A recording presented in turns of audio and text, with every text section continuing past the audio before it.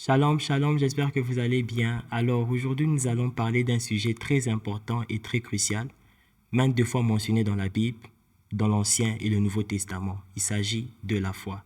Alors nous savons tous ensemble que le livre d'Hébreux, le chapitre 11, le verset 1er, définit la foi comme étant la ferme assurance des choses qu'on espère et une démonstration de celles qu'on ne voit pas. Alors le Saint-Esprit me faisait comprendre aussi que la foi, c'est le fait de croire que l'accomplissement s'est déjà produit au niveau spirituel et se matérialisera sur le monde physique. Alors, je voyais cet exemple dans le livre de Genèse où Abraham montait avec Isaac au sommet de la montagne, pendant que Dieu appela Abraham pour le donner son fils comme étant sacrifice. Abraham montait et le troisième jour, il n'avait toujours pas vu l'agneau. Et pendant qu'ils étaient en train de monter, moi je me posais cette question, je me dis, comment se fait-il qu'il montait avec autant d'assurance, sachant qu'il n'était que lui et son fils, et qu'au sommet de la montagne, Dieu avait besoin d'un sacrifice? C'est parce qu'en réalité, il savait que dans le monde spirituel, il y avait déjà un agneau qui était préparé, et que lui et son fils n'étaient que des personnes qui allaient donner en sacrifice cet agneau-là. Et comme je l'ai dit au départ, la foi, c'est le fait de croire que la chose existe déjà au niveau spirituel et que ça va se concrétiser au niveau physique. On amena 5 pains et 2 poissons à Jésus. Beaucoup de personnes pouvaient voir que c'était impossible. C'était impossible de nourrir plus de 5000 personnes qui avaient faim. Mais au travers de 5 pains et 2 poissons, Dieu a pu nourrir plus de 5000 personnes au point qu'il y avait même des restes.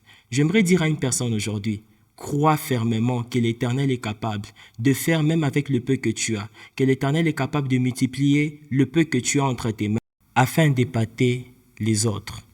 Alors, j'aimerais nous dire aussi une chose ici, c'est que Jésus était en dehors de la ville de Béthanie et il reçut l'information par l'Esprit que l'ami, la personne qu'il aimait, était mort. Mais il prit encore plus de temps avant de revenir à Béthanie. Et après cela, il rentra et trouva que Lazare était déjà décomposé, ça faisait 4 jours. Ce qui est impossible pour la médecine est possible à Dieu. Il arrive, il demanda qu'on puisse rouler la pierre. Il demanda qu'on puisse rouler la pierre afin qu'il opère un miracle. C'est impossible pour la sœur de Lazare. C'est impossible de croire qu'il était possible pour Lazare de ressusciter. Voilà pourquoi elle dit à Jésus, Seigneur, ça fait 4 jours qu'il est déjà mort. Ça fait 4 jours, il est décomposé. C'est impossible médicalement parlant. Mais en réalité, Jésus voyait la résurrection de Lazare en esprit et il ne fallait que ça s'accomplisse au niveau physique. Voilà pourquoi au départ j'ai dit que la foi, c'est le fait de voir l'accomplissement au niveau spirituel et de croire que ça va se matérialiser au niveau physique. Jésus-Christ n'avait pas besoin de croire d'attendre le physique pour croire au spirituel. Il croyait déjà que ça s'était accompli, bien que les yeux physiques ne pouvaient voir. Voilà pourquoi devant le tombeau de Lazare, quand on a ôté la pierre, il a demandé, il a déclaré que Lazare pouvait sortir et Lazare était ressuscité. Il n'y a rien qui est impossible à Dieu.